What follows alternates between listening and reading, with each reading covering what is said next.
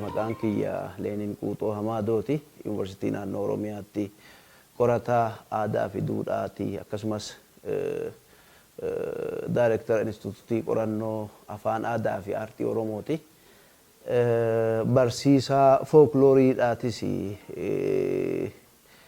waanuma aadaa irratti kan hojjedhu. Wanni duudhaa, safuu, naamusa jennu kun aadaa Oromoo keessatti waan bal'aadha.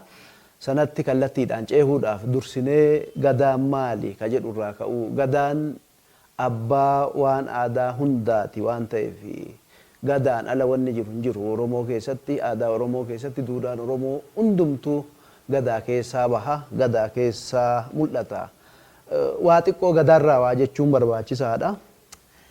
Sirna gadaa jedhanii waamu namoonni hedduun. Gadaan sirnaa oli. Akka qorannoo gooneen akeeknutti sisteemaa oli, sirnaa oli. Gadaan waanuma baratameef gadaa sirna gadaa jenna malee sirnaa oli. Gadaan heera. Gadaan heera gaafa jennu ittiin bulii waaqii ilmoo namaatiif kenne. Akka ilmoon namaa jireenya fooyya'aa, jireenya sirnaawaa, jireenya qajeelaa jiraatu ka waaqni kenneefi jechuudha. Kanaaf asirraa wanni hubannu gadaa wanni jennu kun kan saba tokkoo, kan ummata murtaa'aa ho'ii qofaa miti jechuudha. Kan ilma namaati, kan dhala namaati. Waan ardiif samii kana jidduu jiru, waan ardiif samii kana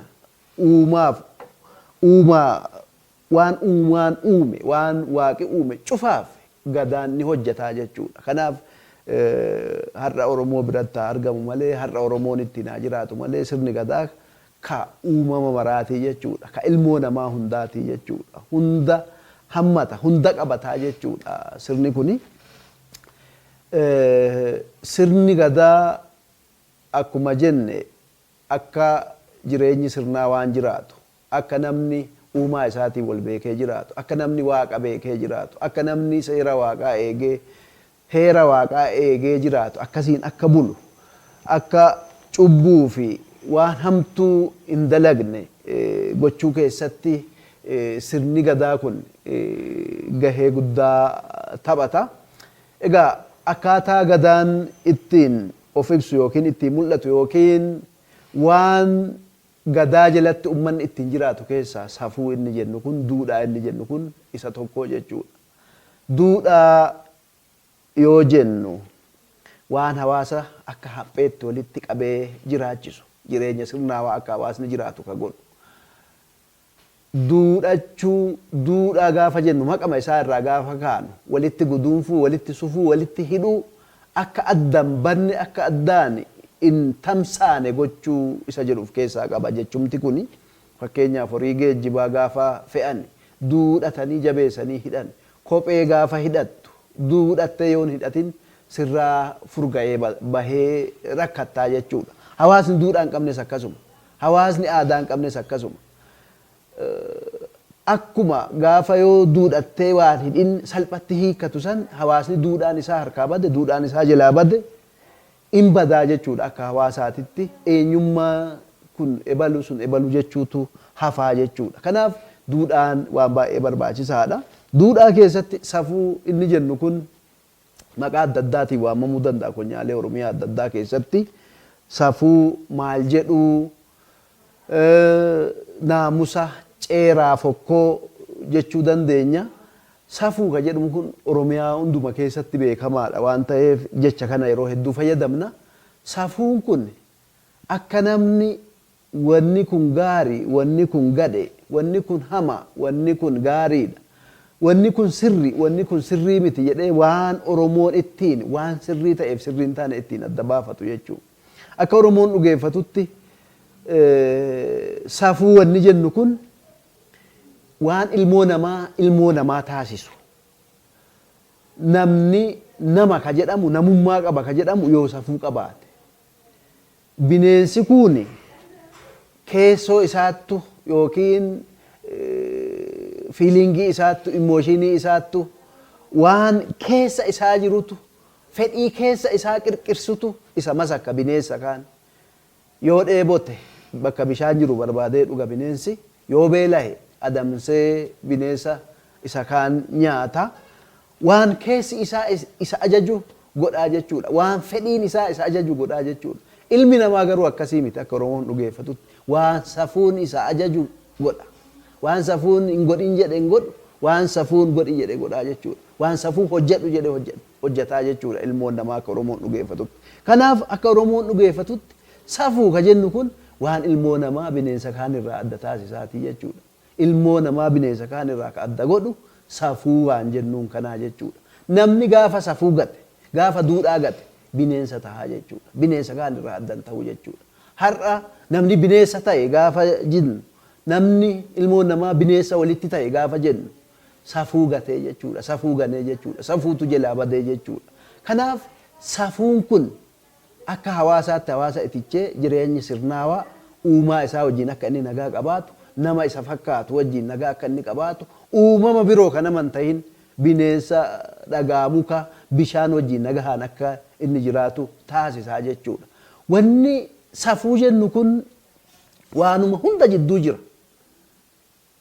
safuun waaqaa lafa haadha abbaa xiqqaa guddaa ambaa diina jidduu jiraa jedhan even isuma diina jettuunu safuutu isaaf si jidduu safuutu jiraa jechuudha fakkeenyaaf Oromoon akka safuun Oromoo akka jedhutti ummanni tokko ka Oromoon tahin yoo ollaa kee jiraate aara mana isaa yoo argita ta'e baroochuu korma isaa mar'ata saawa isaa dhageessa yoo ta'e ka gamaan inni malkaa dhugu ka gamanaan ati malkaa dhugdu ka loon kee gamanaan dheedu ka gamaan inni kaloo dheedu yoo ta'e diinan jettuun ollaadha safuudha ollaa ammoo waaqatu dhaamatee jedha kun safuu Oromoon hawaasa biraa wajjiinis qabu jechuudha lafuma kana akka barbaadde muka kana akka barbaadde murtee maal gootee balleessuun safuudha jechuudha yeroo murtu qabda akka itti murtu qabda nama murutu jira guyyaa muramutu jira jechuudha akka safuu Oromootitti murtaa jechuudha mukuma kanayyuu lafuma kanarra akka ati ijjettu safuu qabaa jechuudha ka koomeen lafaan lole ka mataa waaqaan lole jedhan namni lafa dhiitaan deemu namni nagaan qabu jechuudha safuudha kanaaf safuun waa hunduma keessa jira jechuudha namni hawaasa tajaajilus namni hawaasaaf waa hojjetus jalqaba irratti safuu kana beekutu irra jiraata yoo safuun beekin akka Oromoon dhugeeffatutti beekumsi hangafa beekumsi dura beekumsi guddaan beekumsuma hunduma dursu safuudha namni tokko hayyuudha ka jedhamu jalqaba irratti ulaagaan ittiin safaramu safuu kana yoo beekee jechuudha safuu kana yoo eegee jechuudha safuu kanatti yoo jiraate hayyuudha beekaadha gamna kanu jennuuni jechuudha safuu irratti ijaarama jechuudha beekumsi tajaajilli hawaasaa safuu irratti ijaarama jechuudha kanaaf gara tajaajila hawaasaatti yoo dhufnu tajaajila hawaasaa kasi godhu waaqa akka Oromoon dhugeeffatutti hawaasarraa waa argachuufi miti ka ati hawaasa tajaajiltu sadarkaa kamittuu tajaajili abbaa gadaa ta'uu dabalatee jechuudha abbaa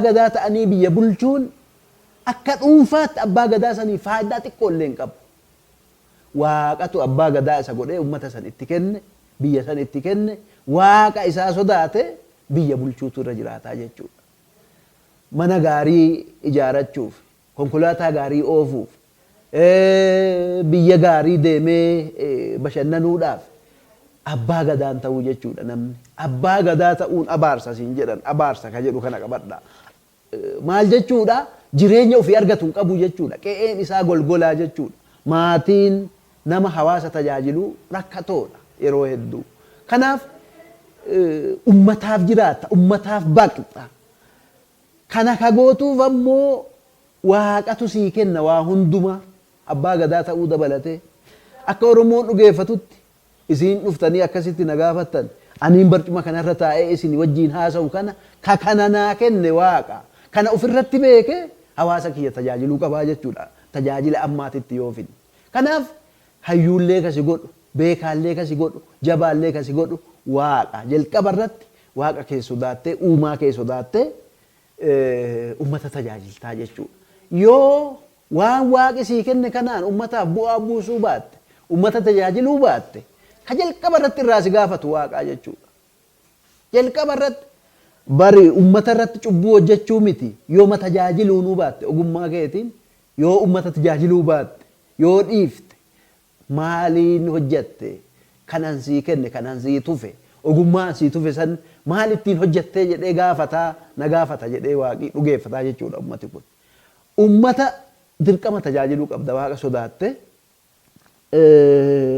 ummata ka tajaajiltuuf ammoo riwardii wayii argadhaafi miti yookiin ammoo akka ammaa kana mindaa akka ammaa kana waan gaarii argadhaa angoo qabadhee waa bubbutadhaa miti jechuudha. Akka gadaa Oromootitti akka duudhaa Oromoo kaleessaatitti ummata san ka tajaajiltu waaqatu akka ati ummata tajaajiltu si godhe waaqatu akka ati ummata dura deemtu si godhe jedhee dhugeeffata akkasiin deemtaa jechuudha.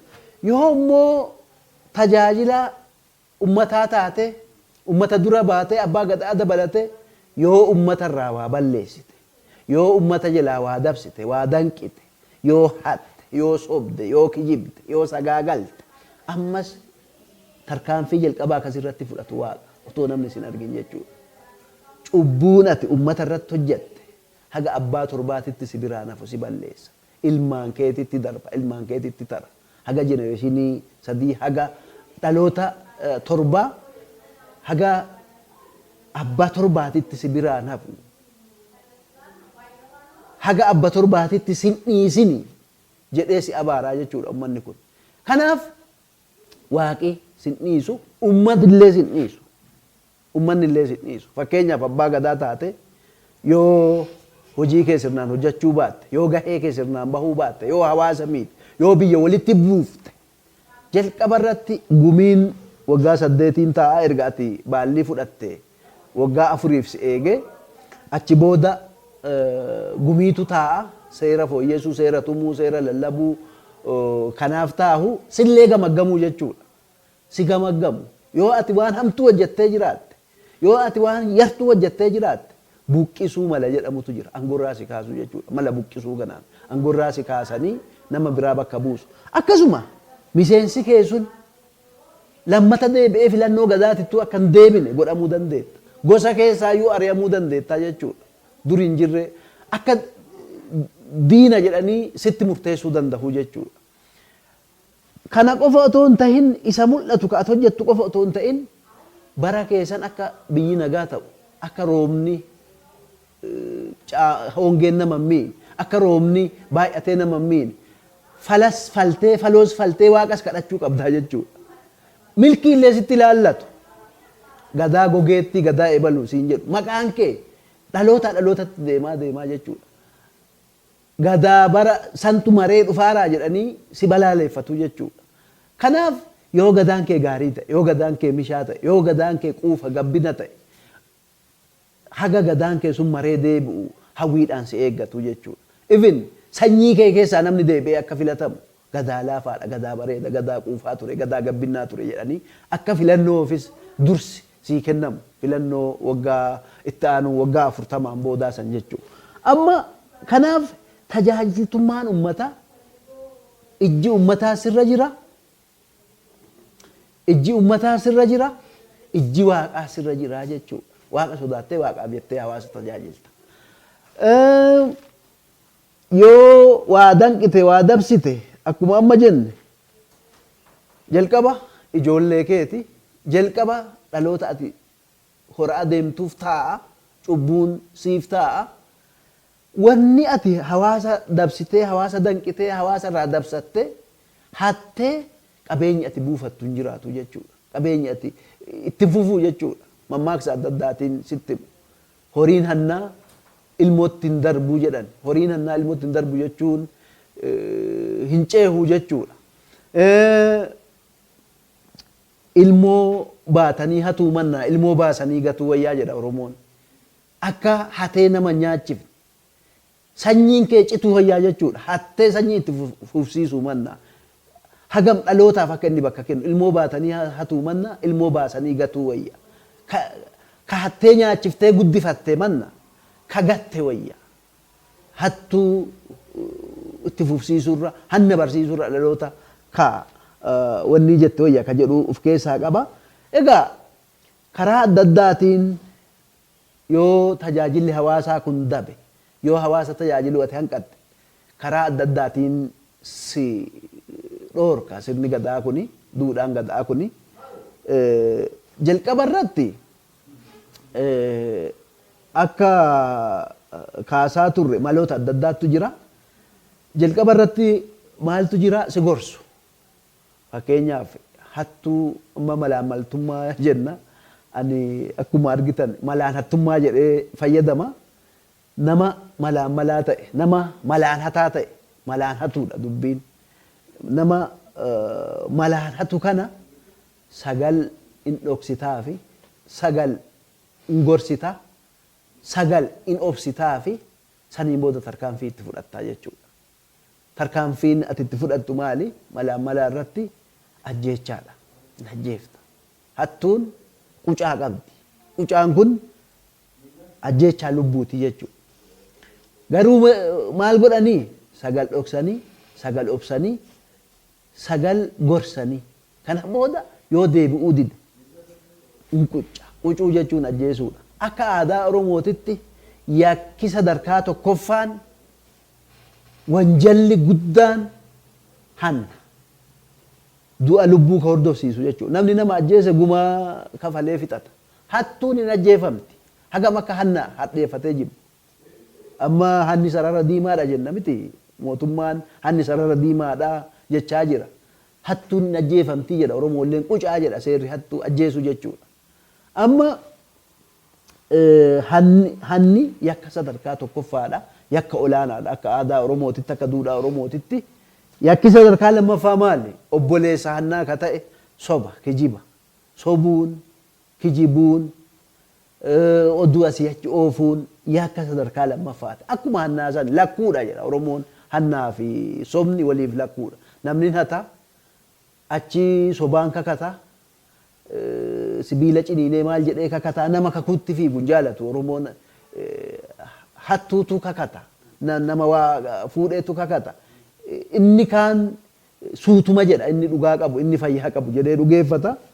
Amma hattuu kana jalqaba irratti in qucu jedhee jira akkuma jedhee qucaan kun akka lama qaba. Sagal gorsanii sagal obsanii fi sagal dhoksanii fi erga dadhabanii in qucu. Qucaan kun akka lama qaba.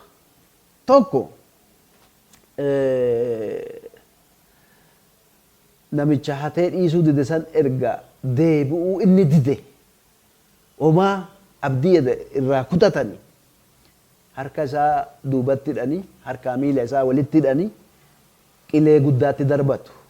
Qilee akka amma gamoo irra jirru kanarraa gadi darbatu. Bakka maatiin isaa haadha abbaan isaa obboleessi aanaa dhaalteen aanteen isaa jirutti qileetti darbatu. In du'a. Qileetti badee du'a. Achii fuudhanii hin awwaalan. Bineensatu nyaata. Hagam hanna hadheeffatee akka uummanni jibbu kana nutti mul'isaa jechuudha. Booyan taa'an maatiin sun hin gaddu. In obbaafanne jedha. Akka wanni hamtuun wayii isaanirraa bahetti fudhatu jechuudha. Lammata akkaataan qucaa karaa lama wal qaxxaamuru. Amma lafa akka addababayii masqalaa kanatti karaa hedduu wal qaxxaamuru kana irratti mormaa gadi qotanii awwaalu. Tokkoffaa maalinni hin qaaneessita. Dhaloonni isa duuba jiru warri harki isaa waa mumunyuuqu kun irraa akka baratu.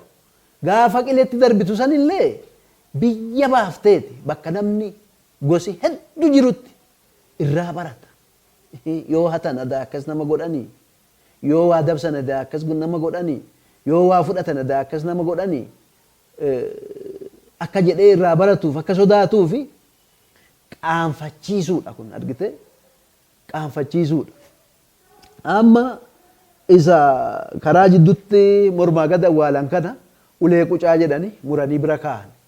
Jalqaba nama isatti itti dhihaatutu dadhabne jechuudha mallattoon isaa seerumaan nutu itti mallatteessu jechuudha akka du'u maatiin isaa namni itti dhiyaatu abbaa haadha yookiin obboleessa nama itti dhiyaatu ta'uu danda'a ulee qucaa kana mormaa gadi erga awwaalanii mataa keessa dhaha jiraa isaa erga awwaalanii namni karaa san darbu ka ol darbu ka gad darbu yeroo tokko tokko dhahaa bira darba haga lubbuun keessaa baatutti jechuudha amma kun maali walitti hima qucaan bakka akkasiititti akkas ta'ee jedhee inni ol darbu inni gad darbu inni bitaa mirga darbu inni kaaba kibba darbu walitti himaa jechuudha akkasitti dhahanii erga lubbuun isa baate ammas baasanii qileetti darbatu jechuudha inni awwaalan inni lafarratti nama gube inni lafarratti nama rakkise garaa lafaallee in gubaa jedhanii qileetti darbatanii allaattiitu nyaata bineensatu nyaata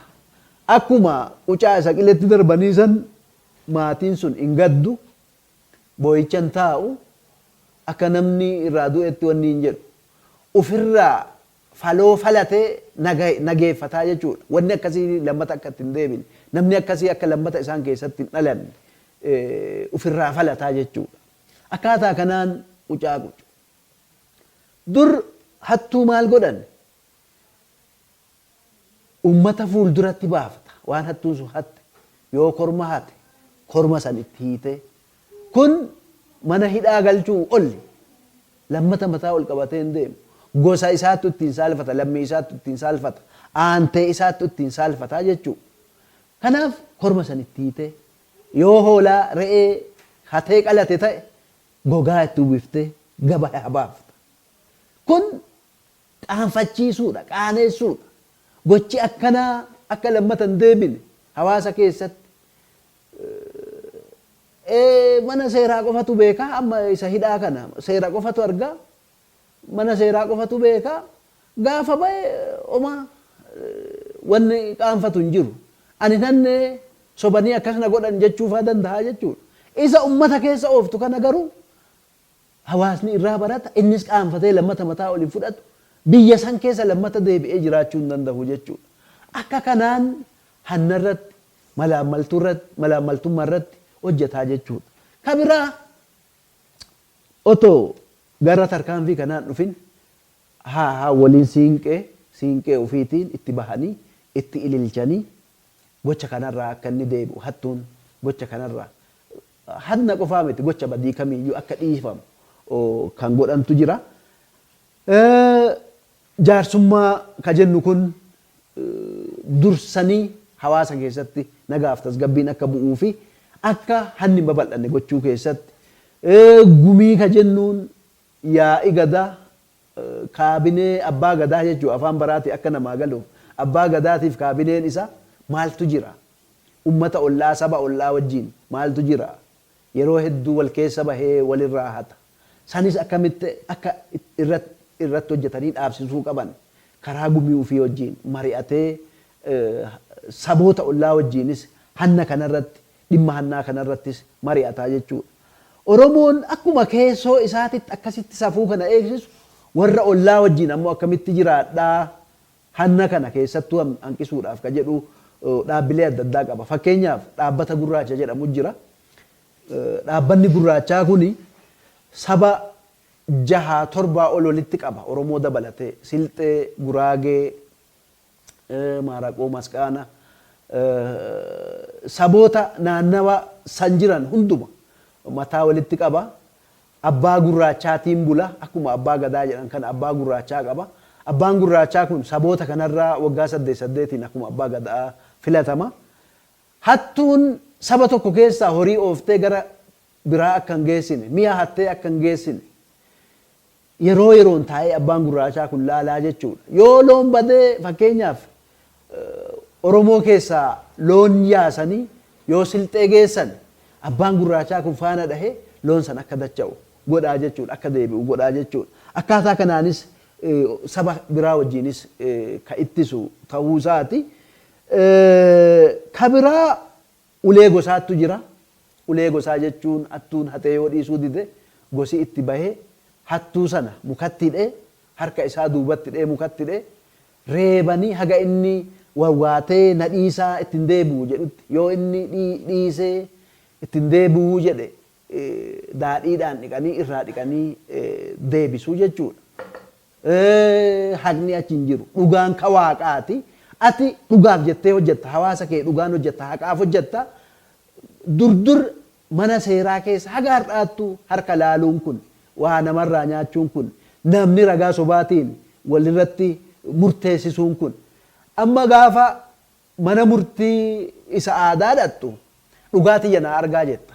Gaafa mana murtii idilee kana dhattu immoo sii godha yoo hoggaa hagana sitti murteessise qe'ee kee yoon onsi qe'ee kee yoon bonsin walitti dhaadataa deemta haloo walitti qabattee deemta jechuudha. Yoo mana murtii aadaa dhattu aannanii garaa taatee galta haloon hin jiru. Dhugaa kee gaafa an dhugaa kiyya qofa barbaada an dhugaa kiyya qofa baganaa argitan jedhee wal eebbisaa wal hammatee galaa jechuudha. Kanaaf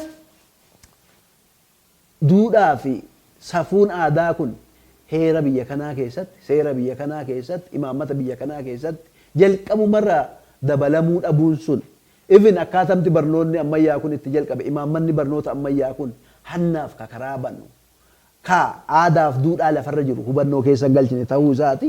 Ka biraa ka yeroo hedduu namoonni kaasan si shoomii alballaa si shaarib qoccaal mammaaksi kun yoom akka jalqabame hin beekamu garuu erga shumatiin mootummaa kun jalqabe erga mootummaan ammayyaawaa kun dhufee jechuudha kan inni jalqabe. Kun dhaloota irratti waan gadhee uumaa jechuudha. Namni ka aangoo barbaaduuf namni ka aangootti dhufuuf namni ka gara aangoo deemuuf waa bubbutachuufi jechuudha. Kanaaf otoo aangoon sun harka jirtu dafee waa bubbutachuu dafee waa saamachuudhaaf ka wanni jedhu. Tola faranjitu dhoowwee dur ka tolaan waa walii kennu ka waa walii wanni jedhu faranjiin wanni bilisaan isiin sii kennitu hin jirtu. Gaafa ati waa gaafattu faayidaan kiyya maali jettee si gaafatti jechuudha. Wanni tolaa ka faranjiin si gootu hin jiru jechuudha. Garuu hawaasni keenya walii tolee tola walii oolee rakkataa bira dhaabatee gargaara. Tola faranji balleesseen kun kaadha dhaloonni mammaaku kun rakkoo guddaa har'a keessa jirruuf bu'uura tahaa jedhee yaada. Ka biraa akka gadaatti beektaa namni tokko ka hawaasa tajaajiluu jalqabu guututti waggaa 40 booda. Sanuu maali? Fuudhee dhalcheeti. Otoo fuuteen dhalchin abbaa gadaa ta'uun hin danda'amu. Kun sababa nama mana bulchetu biyya bulcha. Nama mana ofii qabetu biyya qaba.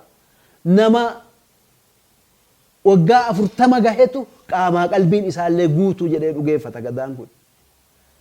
Namni ofii bultii ijaaratee mana gaa'elli maal akka ta'e hin dhabne hiikaa gaa'elaa diiggaa gaa'elaa. Egaa wanni diiggaa gaa'elaa jedhu kun safuu Oromoo keessa hin jiru.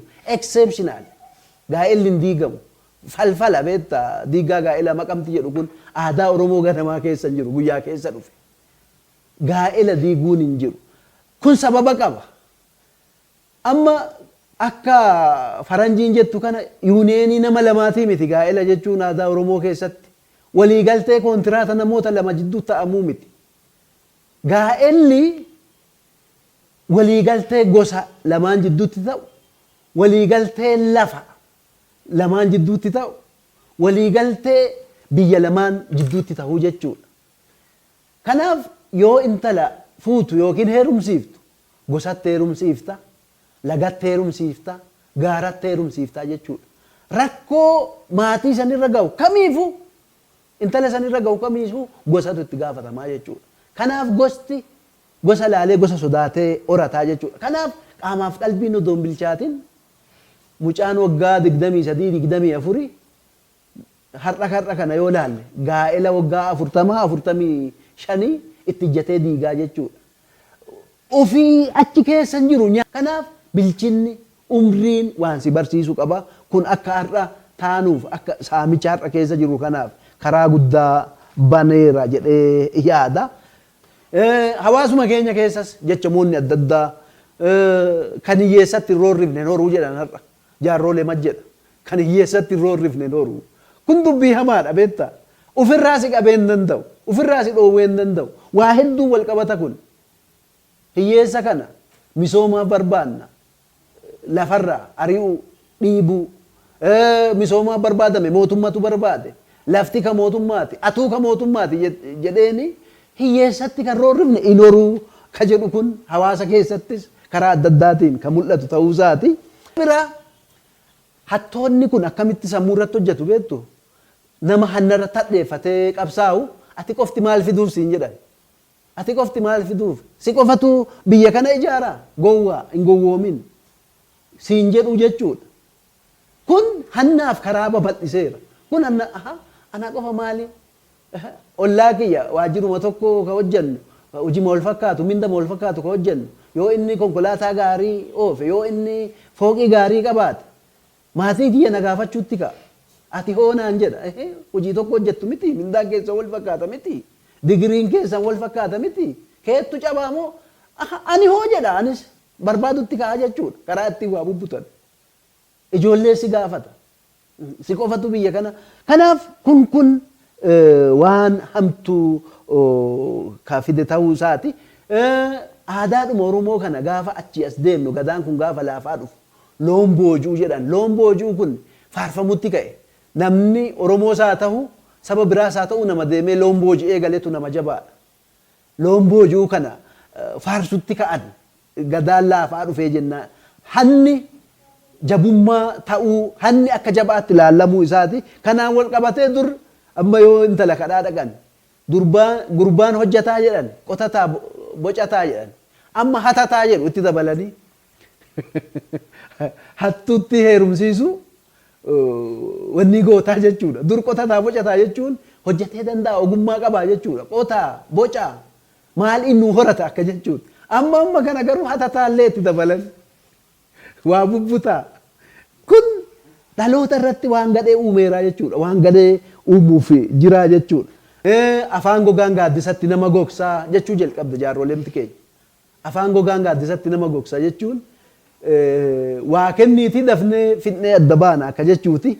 Harkaan deemi ati harkaan hin deemtu maal lukumaan deddeebita.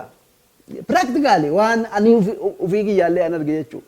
Maal as deddeebi'aa hartaa jennaan dhibba wayii bara akkasii ati maal lukumaan deddeebita harkaan otoo deemte qaata sii dhume. Akkam harkaan deemuun hagana kenniitii sorri gori kararraa. Ammas kun dhaloota irratti hojjetaa jira jechuudha. Jaarroleemti keenya maal jalqabde dhugaan quufan malee dhugaan quufanii dur dhugaa quufan malee dhuganiin quufanii jedhan dur dhugaadha dhugaa qabda jennaan waan guddaa. Amma immoo dhugaan quufan malee dhugaan quufanii jalqaban mammaa kafaalleessanii jechuudha. Kun waan hamtuu nutti fidaa jira. Galanni kiishan galuu misgaanaa kiisa gabaam. Kana bakka galatoomiin ulfaadhuun aysaraam jechuudha. Ijoolleen duri ergattee daboo walitti baaftee hojii guyyaa meeqaa walii hojjettu. Gaafa ati mee waan kana asii fuudhee achi naa kaa'e jettuun ayyaraan loondee siin jetti. Kun hanna safuun baduudha. Egaa maal gochuu qabnaa? Maal goonaa? Erga kun jiraate ka jedhu amma jalqabee jira mootummaan. Leenjiin nu kennaa jirru kun jalqabbii isa kanaati. Duudhaa keenyatti deebi'uuf sammuu irratti hojjechuu, sammuu dhalootaa irratti hojjechuu. Keessattuu waan aadaa kanaan martee yoo itti fidde namni sodaata, hin jaalata. Waan ufii kana sirritti hin dhugeeffata. Manni murtii aadaa amma jalqabamee hawaasa itti tajaajilamaa jiru kun mana murtii waliigalaa wajjiin sirnaan hojjechaa jiran kun waan guddaadha jechuudha safuu keenyatti deebi'uudhaaf. Namni sobaan walirratti ragee mana murtii idilee wal geesse gaafa mana murtii aadaa dhaqu garuu dhugaa haqa waaqaa san sodaate isa murtaa'eef san sobaan itti murteesse jedhee walitti araaramaa jira. Har'a mana murtii aadaa dhaqe dhaabbilee akkasii kana jajjabeessuu labsiidhaan dambiidhaan akkuma amma mana murtii aadaa hundeessan barnoota sirna gadaa sirna barnootaa kutaa tokko haga 8 keessa gale kan tajaajila lammummaa akkaatuma saniin barnoota safuu isa jennu kana akkamiin qucaa jennu kana safuu jennu kana heera seera biyya kana imaammata biyya kana keessatti daballa akka addunyaa har'aa wajjin deemu akka addunyaa har'aatiin waliin dhabneen akkamitti itti daballee deemnaani ka jedhu hayyoota qorachiisee mootummaan hayyoonnis qoratanii dhiheessanii akka alternatiiviitti akka ittiin deemuu danda'u. Isuma baratee mana murtii idileetitti lafa tajaajila kennu waajjiraalee mootummaa keessatti hawaasa boochisaa oolu kana leenjii safuu kana yeroo yeroon kennuufiin barbaachisaadha jechuudha. Leenjii oma nyaattee fiixan baatu kana aadaa keessatti umrima keenya keessattis argineerra namni hate namni saame haga fedhe ol ijaare qe'een isaa nagaan qabu dhalli isaa nagaan qabu nama nagaa qabu horee ittiin fufnee jechuudha. Fiixan bahu. Kanaaf boruu keenya laallee dhala keenya laallee ilmoo keenya laallee mana keenya laallee akkaataa duudhaaf aadaan keenya akkas jedhu kanaan hawaasa tajaajiluun barbaachisaadha jechuudha. Wanni hannaa kun dhimma yaadaati. Namni waan sammuu keessatti yaade lafarratti hojjeta. Dhimma yaadaa yaadee wanni amma irraa haasa'aa turre kun waan yaadaati, waan qalbii fi sammuu namaati. Qalbii fi sammuu namaa kanarratti hojjechuun barbaachisaadha jalqaba. Amma seerri qajeelfamni dambiin babbareeda jira, heera bareeda qabna. Qalbiin namaa, sammuun namaa, xiinsammuun namaa waan achi hin jirreef namni hataa oola. Namni wal rakkisaa oola. Namni sobaa oola. Namni wal saamaa oolaa jechuudha. Kanaaf jalqaba irratti xiinsammuu irratti hojjechuun barbaachisaadha. Saayikoolojii namaa irratti hojjechuun barbaachisaadha. Akkamitti hojjanna? Tokkoffaa akkuma amma jalqabne kana leenjii amma qaamota muraasaaf jalqabne keessattuu abbootii seeraa, abbootii alangaa, abukaatoo ala jiran kanniin sirnaan waa'ee safuuf duudhaa kana leenjisuun leenjii isa wanni otoo hin taane leenjii gadi fageenyaa leenjisuun barbaachisaadha jechuudha. Amma waa'ee Oromoo, waa'ee Oromummaa, waa'ee safuu kanarratti waa barachuun waan nama rakkisu natti hin fakkaatu. Isa baranne jiraachuun barbaachisaadha. Aniin kun, leeniin kun as taa'ee waa'ee safuu akkasitti dubbatu kun ofii isaatii itti jiraachaa jira. Manni isaa, maatiin isaa safuu qaba, safuu fakkaata. Ijoollee ofii safuu kanatti guddisaa jira. Aadaa fi duudhaa isaatitti guddisaa jira. Ofirraa jalqabaa jechuudha. Tokkoon keenya keessattuu rakkoon uummata Oromoo rakkoo nama barnoota ammayyaa baratee kan rakkoo siyaasa illiitii kan rakkoo hawaasa bal'aa keessa jiruu miti. Nu warra baranne kanatu rakkoo ittiin deemaa jechuudha hawaasa kana. Kanaaf waan jennu jiraachuun, waan dubbannu jiraachuun tokkoon keenya aadaaf duudhaa keenya yoo uffannee jiraanne bakka kaleessaa sanitti deebinee hannas hir'ibnee hattuus salphinnee jiraachuu dandeenyaa ka jedhu dabaluuf ulfaadha.